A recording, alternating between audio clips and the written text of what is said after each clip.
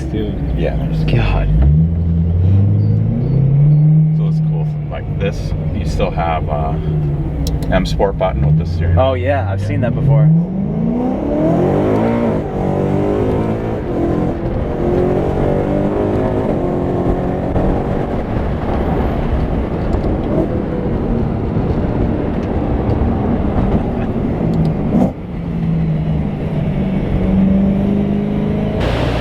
Keep turning, keep turning, keep turning. Right there. My name is Brett, and AKA Slicer. Slicer Spec. So this is my E92 M3. I got my first E90 in 2008. So you've been familiar with the platform for a while. Yes. Okay. So I've really just been drawn to this, the style, and really the S65 motor. I just love how it sounds and how it feels, and the high revving, naturally aspirated nature of it. It's a great engine. I like the size of this car and just how it feels when you drive it, as far as handling of the car. How many years is that? Almost 12 years. I've just continued to kind of develop it to my liking and experimented with all these different suspension, brakes, wheel and tire fitments, which is kind of what I'm known for, and then different exhaust, and now some Aero parts, different seats. Like, I've just enjoyed the process of trying new things. So you've had the chance to have like a first-hand experience with all these different parts for these cars. Yeah. Do you feel like you've curated a pretty good car now? Because from what I see, it's amazing. You know, there's always room for improvement. There's a few things on my wish list, and everybody has a budget. I've tried to do the best that I can as far as picking the right parts and the right quality. Again, within a budget. My budget just over the years has changed, so I've gone further and further with it. I would say, you know, there's a few things I haven't done yet that are on the wish list, like carbon fiber hood and trunk. I haven't done the differential. I have not done a motor build. I haven't done a supercharger, and I don't intend to. My kind of design philosophy on the car has been to like improve the handling and make it as light as possible. It's a 2013. Right now it has Öhlins TTX, the same suspension that Singer is using on their cars, Koenigsegg, and you know, some of the other more boutique manufacturers are using it on their cars, and then BMW themselves and their motorsport department uses it on a few of their cars. So it's a product that you trust? It is. I try to find things that are proven. I'm good with experimenting. It's nice to have somebody else do that initial, you know, experimentation and prove the product. And so if something in my mind has been performing at a high level on the track, that's what kind of drew me to the BBS wheels, but maybe I'm getting ahead of myself. I don't know. These are my signature Slicer Spec E88s. This is probably about the 20th set of E88s that I have put on this car, because I experiment with different specifications. All E88s are generally made to order, although I think a lot of people who do what I do, which meaning sells this product, they kind of try to do a one-size-fits-all. They ask their customer, hey, do you have an E92? Okay, this is what the wheel you're supposed to do. I don't do it that way. I've had all those different specifications, versions of this wheel on this car, because if you change your camber, the best fit isn't the same. So you can correct that with spacers, or you can change the offset and have a different version of the wheel made. Yokohama AO 52s, 265/35 18 and 295/30 18. It's like my favorite street setup. On the track, I've been experimenting with 295 square. I don't like it as much on the street, although it can be, depending on the tire, it can work really nicely. But it just introduces all sorts of challenges. Definitely need a lot of camber, and you start to rub the back of the fender liner. The 265/35, it's more street friendly. Shermer uses, for example, that's kind of what they build their cars, and I really look to them when it comes to the E92. They really seem to know their stuff. Tire size is one of many ways to deal with understeer. You know, you asked about my suspension. It's coilovers, but then I have all the arms have been replaced with SPL adjustable arms, time joints, so there's not really any rubber bushings left in the car, which you maybe kind of felt when you were driving. It's a little bit, you know, rougher. And then I've also installed adjustable sway bars. Coilovers, the sway bars, and the additional adjustability of the suspension.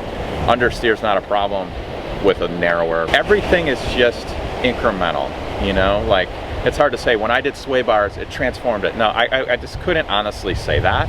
It was just incremental changes to ultimately get to where it is today, which is package. But, you know, it's all about setup and kind of figuring that out too. So you can throw all these different parts at the car, but if it's not set up right, it's not going to have the results you desire. So this is a OEM GTS front lip.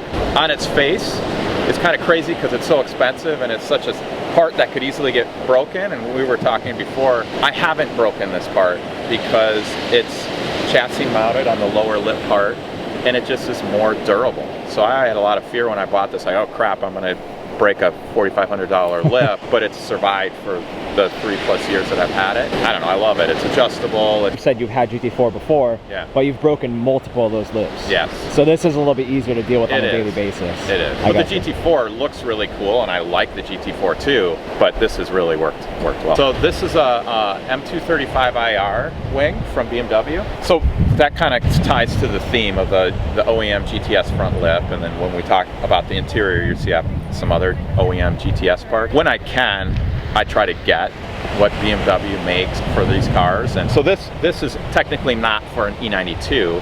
It's a product that BMW made for the M235IR. So it's an OEM BMW part, the wing, these winglets, and then these uprights are all from that. Well, before this, I actually was fortunate enough to have a OEM GTS wing, which actually was one of the reasons I bought this car, because the previous owner had sourced and installed the GTS wing. And one of the things that he did when he did that is trunk supports that basically tie this trunk skin with the skeleton of the trunk to make it rigid. So a lot of people, when they buy like the replica wing or whatever, it's just installed to the skin of the trunk, and so it flexes and deforms on the trunk. So I just wanted something more modern and maybe a little bigger. So I really like the design of this wing.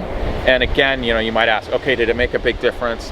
Again, it's like incremental. I'll say one thing for sure, I love how it looks, and overall how the car feels on track between the, you know, from an Aero standpoint, I'm feeling like it's balanced the way it is.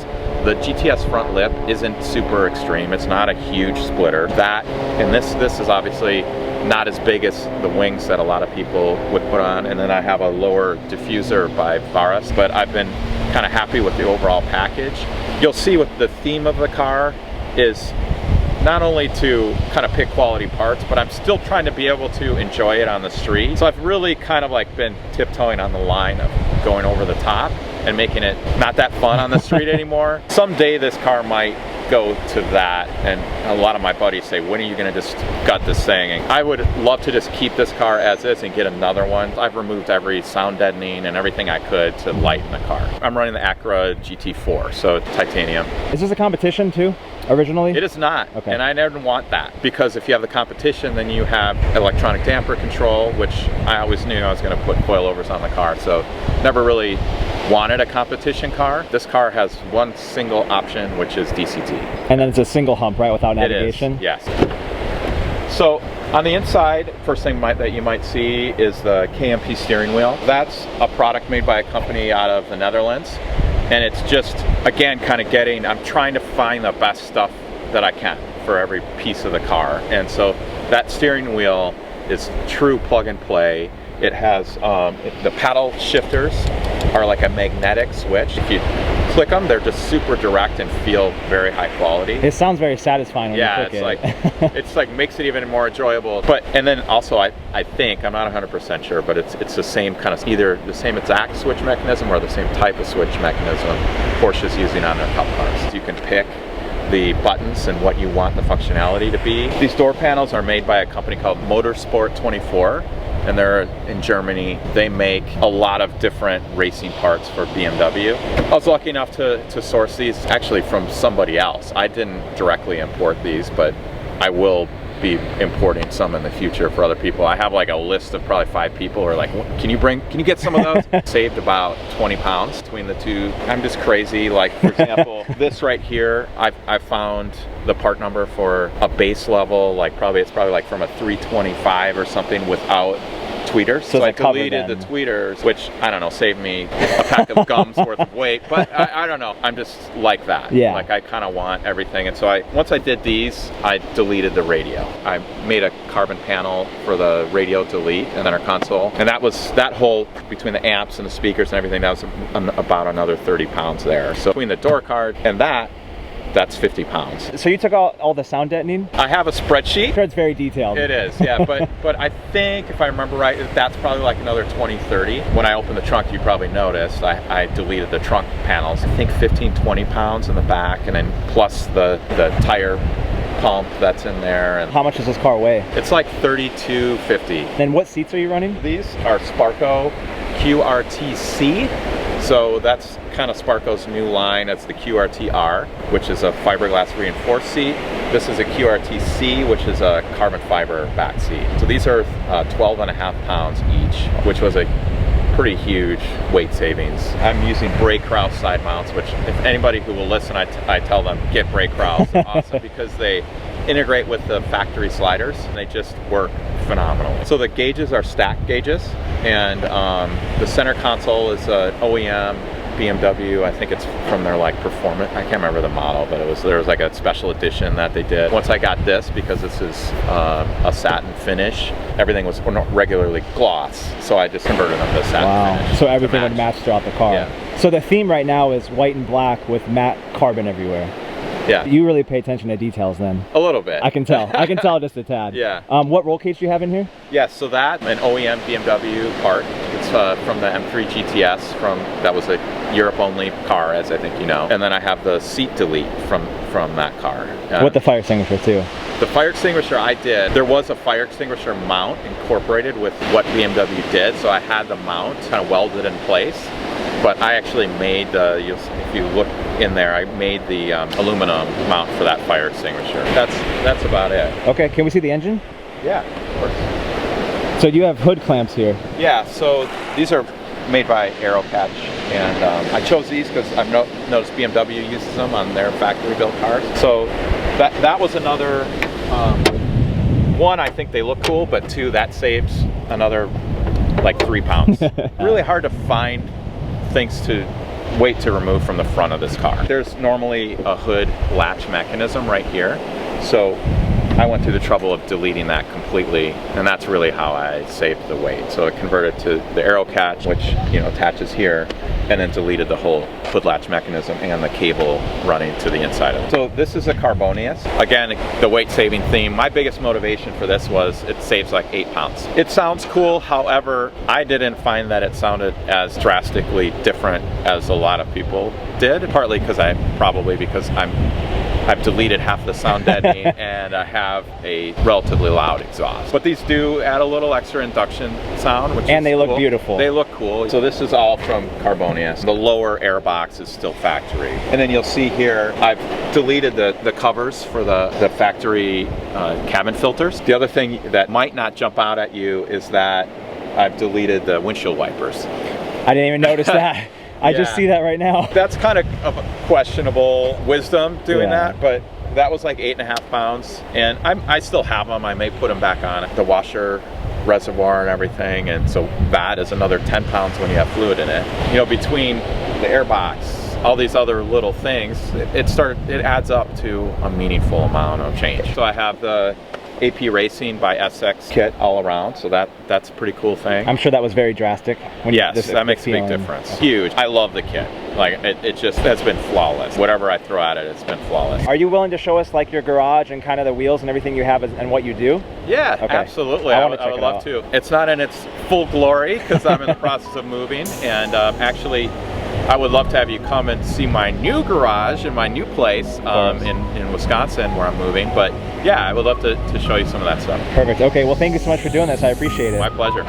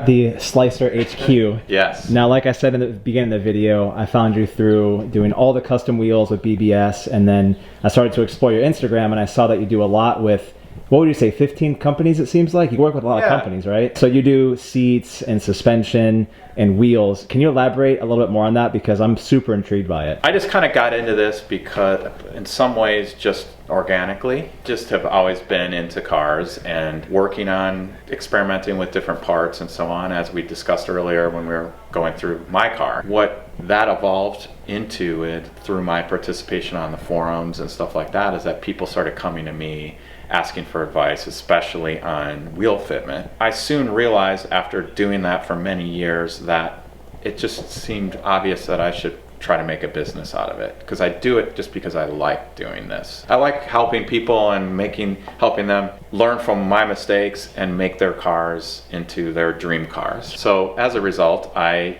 started working directly with BBS many years ago, and then had partnered with a friend of mine in the past, and ultimately kind of went off on my own about a year ago. Officially started Slicer Paddock LLC. Congrats on that. Thank you. Of course. Yeah, that was about a year ago. During this year, it's really gone well. And my kind of main product is the BBS E88 that's on my car. That's something that a lot of people come to you for, is because you're an enthusiast and you're credible, because like you said, you've had 20 sets of E88s.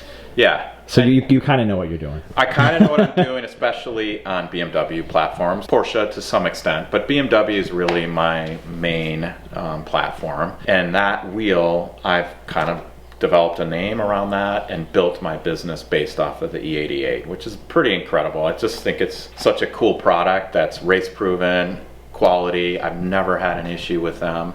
And I've got a great relationship with BBS and buy directly from BBS and work with them on all these interesting fitments and so on. This year, I just found out that I'm their biggest 5x120 E88 seller. So that awesome. Was pretty cool. Congrats on that. Thank you. That's very cool. For the first year of doing this, I'm really proud and excited about that. For only being 1 year, you have a lot more coming, I feel like. And it seems like you get a lot of your business from Instagram? Yes, Instagram. Okay. Word of mouth, forum. Okay. I don't even have a website, which is kind of embarrassing in a way. It's a joke. Like, I need it. But anyway, it's been going well without that. The other companies that you're authorized with, who else do you have? I try to pair with companies that are building products that really match well with the quality of BBS. Sure. And so examples I have here are like Olin suspension. As I mentioned, when we're talking about my car, I'm using the TTX system. This is the Olin's Road and Track, which is a little bit more of a street-oriented kit. This one, in fact, is for a 997 Carrera. I have a customer who just ordered these from me, and so these will go ship out today. I just have some random stuff that I have here. As I mentioned earlier, I'm in the process of moving, but these are OEM GTS trunk support from actually the M4 GTS that I sourced for another customer who wants to do what I did to his trunk and have the wing supported with that. Little random stuff, like these are special valve stems that are 8 millimeters when a standard TPMS valve stem is 11 millimeters.